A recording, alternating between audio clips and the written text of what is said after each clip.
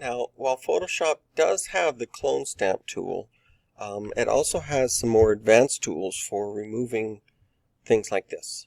So I'm going to go ahead and make a new blank layer above the background, right there, and I'm going to use the healing brush tool. Now it does need to have the current and below so that we've got our changes on one layer and the original on one underneath. Let me go ahead and zoom in on the upper left hand corner. Control plus and then dragging this up is one way to do it. And I'm going to use the Alt button, and you can see where it's going to sample some other part. What it's going to be is a smart clone stamp tool, essentially.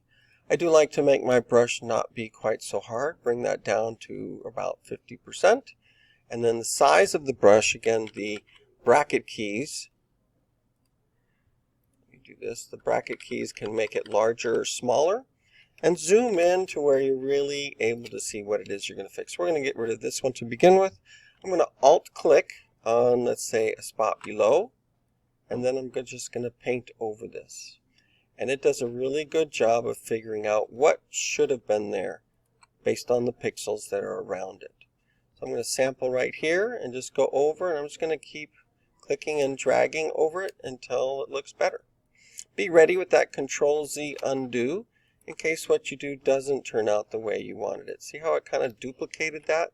So let's do that a little more carefully. Alt-clicking further down and then painting over the problems that were in here. So rather than crop off more of this, we're going to sample down here and then just paint, click and drag over that corner until those things go away. I'm clicking and dragging with the space bar. Like I said, this is a little different. I'm going to sample here and just kind of go over it. Notice how we're getting a duplicate. That's one way of telling when somebody has photoshopped something. So I'm going to sample a little bit here and there and see if we can't quickly get rid of this big streak. And Alt, click, sample above it. Should be able to get rid of that very, very easily. And you may be able to just try the other things. That same Alt click may still work for some of these others as well.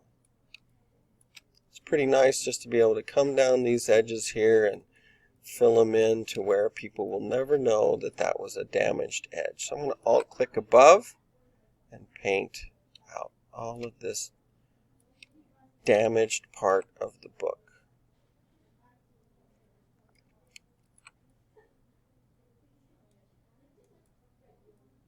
Try that again.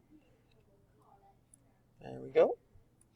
Now right here, it's a much narrower section. We don't want to get any of that red. So I'm going to go up as high as I can and then come down here and notice that if I start to paint up, that's not going to work so well. Let me try again, get rid of this, and then paint over this part from the left. It does a pretty good job. Not the best.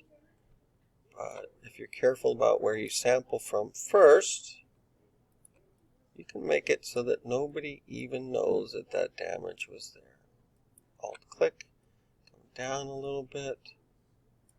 There we go.